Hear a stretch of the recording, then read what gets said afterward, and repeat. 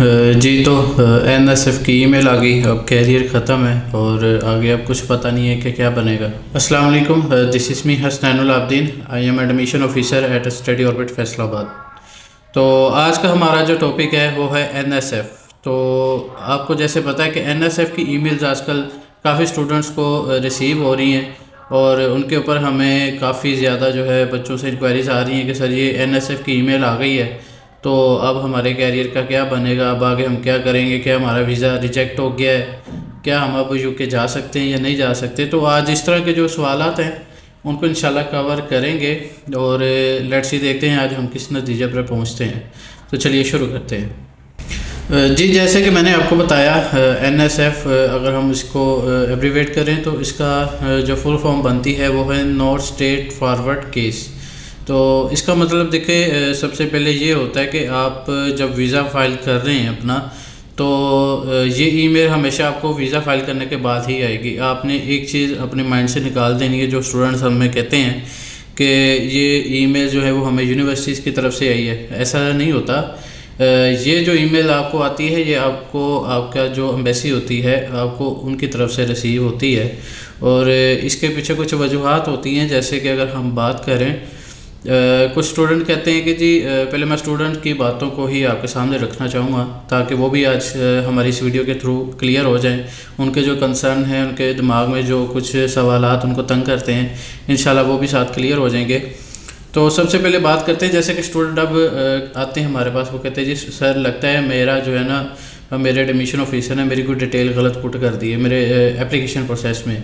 Like जैसे कि मुझे लगता है कि शायद मेरा फ़र्स्ट नेम जो था या लास्ट नेम था वो आगे पीछे कर दिया है, या फिर मेरा नाम लेट से बिलाल था तो मेरा बी कैपिटल था, पासपोर्ट पे उन्होंने वो स्मॉल में लिख दिया है, या फिर मेरा कोई जो कॉन्टैक्ट नंबर था वो उन्होंने कम लिख दिया एक डिजिट, या फिर मेरा केस जो है मैं आपको बताता चलूँ, या फिर मेरा जो केस है वो शायद एमओई बेस पे था मेरी एप्लीकेशन, शायद इस वजह से मुझे ये एनएसएफ की ईमेल आई है। और कुछ और मैं ऐड करूं तो अब कुछ स्टूडेंट कहते हैं जी कि पता नहीं है मेरी सीजीपी कम थी मेरे, या फिर इंग्लिश टेस्ट में स्कोर्स कम थे, उसकी वजह से मुझे एनएसएफ की ईमेल आ गई है। तो मैं आपको क्लियर करता चलूँ, देखिए एनएसएफ की ईमेल आपको कभी भी इन चीज़ों के ऊपर नहीं आती। अगर ये छोटे छोटे ब्लंडर आप करेंगे तो इनके ऊपर आपको एनएसएफ की ईमेल नहीं आएगी। हाँ, आपको यूनिवर्सिटीज़ की तरफ से कोई ना कोई फिर रिक्वायरमेंट लग जाएगी कि जी आपने ये डिटेल दी है, काइंडली इसको ज़रा क्लियर करें, या कोई डॉक्यूमेंट वो आपसे रिक्वायर्ड कर लेगी। तो ये चीज़ें होती हैं।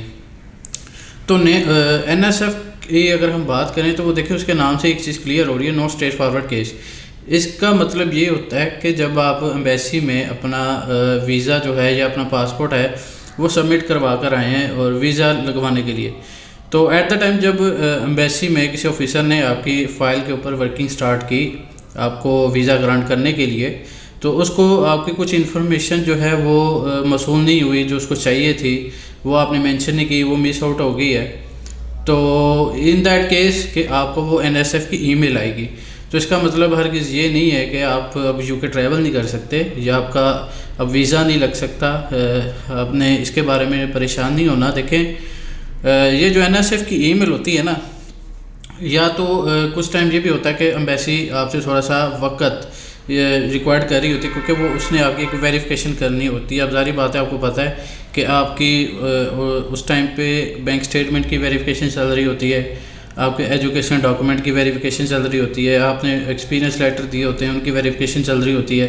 तो ये एक प्रोसेस होता है। अब देखिए, मैं अगर बात करूँ ना तो हर इनटेक में आई थिंक 500 या 5 लाख प्लस एप्लीकेशन सबमिट होती हैं यूके में ओवरऑल अगर हम बात करें।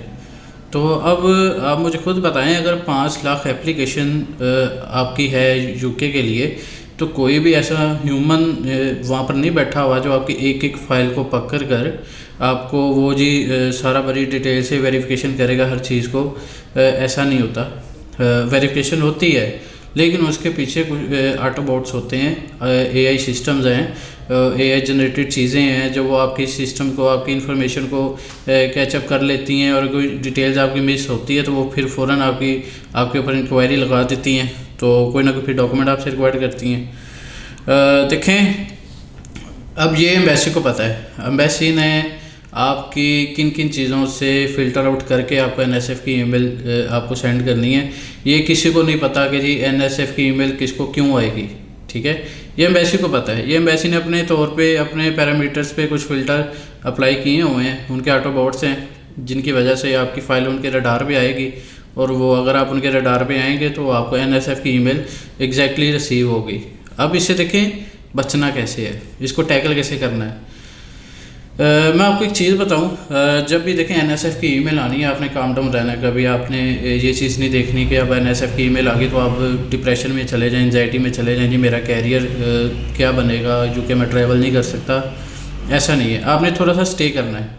NSF की ईमेल आएगी, आपने 1 वीक तक स्टे करना है, आपने कोई भी किसी किस्म का कोई रिस्पॉन्ड नहीं करना। हाँ, अगर आपको एम्बेसी की तरफ से कोई ईमेल आती है, वो आपसे कोई चीज़, कोई डॉक्यूमेंट, कोई भी इंफॉर्मेशन अगर रिक्वायर्ड करती है तो आप उनको बिल्कुल ऑथेंटिक तरीके से वो अपनी इंफॉर्मेशन तो दें। फर्स्ट ऑफ ऑल तो एक ये चीज़ होगी। द सेकंड थिंग इज़ कि आपको जब ईमेल आ गई, आपने 1 वीक इसके ऊपर कोई परेशानी वाली बात नहीं लेनी, ना कोई आपने एक्शन लेना है। 1 वीक आप वेट करें। अगर 1 वीक तक आपको कोई रिस्पॉन्स एम्बेसी नहीं करती, फिर आप पेड इंक्वायरी करवाएं।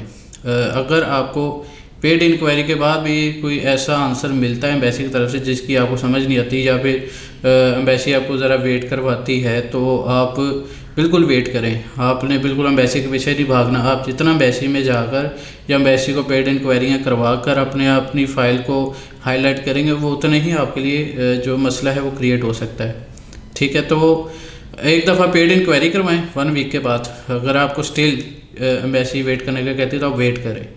एटलीस्ट 15 डेज़ तक आप वेट करें। 15 डेज़ के बाद आपने पेड इंक्वायरी नहीं करवानी, अब डायरेक्ट कॉल की तरफ जाएंगे।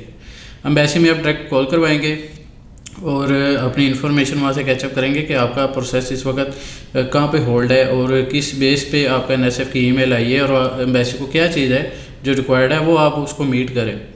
और मेक श्योर अगर आपका प्रोफाइल स्ट्रॉन्ग है, आपकी जेन्युइन फाइल है। कुछ स्टूडेंट्स होते हैं बाइट से ब्लंडर मार देते हैं, और कुछ अदारे भी ऐसे होते हैं कि जो स्टूडेंट का कैरियर तबाह कर देते हैं। हमारे पास ऐसे बहुत से जो स्टूडेंट्स हैं वो बाइट से ऐसे हाथ लगवा कर आ जाते हैं हमारे पास। लेकिन अल्लाह का शुक्र है, हमारा जो इदारा है स्टडी ऑर्बिट फैसलाबाद, हमने हमेशा स्टूडेंट के कैरियर को फर्स्ट प्रायोरिटी पे रखना है और कभी भी उसके कैरियर के साथ नहीं खेलना।